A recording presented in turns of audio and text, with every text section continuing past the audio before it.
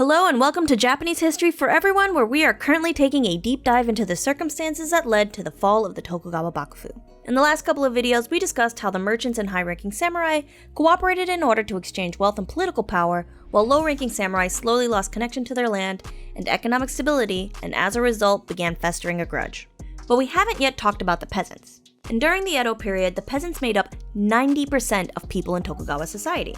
And the Tokugawa government, at least at first, did their best to promote their lifestyle by promoting rice as the universal marker of wealth.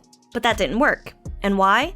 Because rice cultivation varies depending on uncontrollable outside factors, such as the weather. And when rice production went down, the farmers suffered.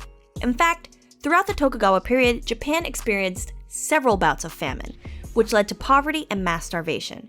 At some points, it got so bad that entire villages were wiped out.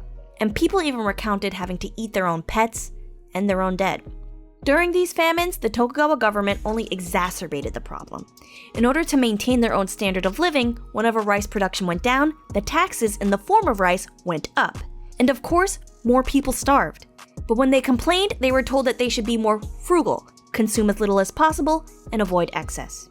Many of these people felt forced to leave their farms and move into the cities to become beggars, street performers, or peddlers, only furthering what was, in their opinion, moral decay. As you can imagine, the peasants were not happy to have to watch their family members die from starvation, only to have the government ask them for more of their harvest, while watching those same members of the government accept bribes from the merchants and then use their wealth in the pleasure districts filled by their own neighbors. Wealth that the peasants felt morally should have belonged to them so that they could feed themselves. As a result, Edo Japan saw an increasing number of peasant uprisings, the largest being a movement called the Ajanaika Movement, meaning screw it, or who cares. It occurred in 1867, shortly before the fall of the Bakufu. Ajanaika grew out of a larger phenomenon of religious pilgrimage, usually to the shrine in Ise, which normally occurred every 60 years.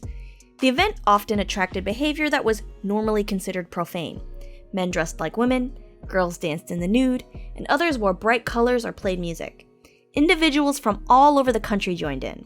Some were from organized groups, and others were individuals who left home without telling their friends or family.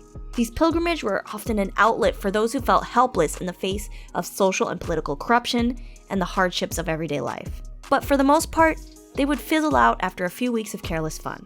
But in 1867, the Ajanaika movement became something more. This time, riots broke out, and what had started as a pilgrimage became an outlet for rebellion and destruction. Starting in Osaka and spreading towards Edo, Ajanaika came to represent collective action against power, with many villages coming together to support the movement, sometimes even by force. Of their slogans, they often cried Yanaoshi, which meant world renewal, and Banmin no Tame, all the people, expressing their desire to come together and demand change. But the peasants didn't want to overthrow the government themselves, they just wanted a more benevolent and merciful rule, one that stood in contrast to the leadership under those who abused power, craved luxury, and exploited the people.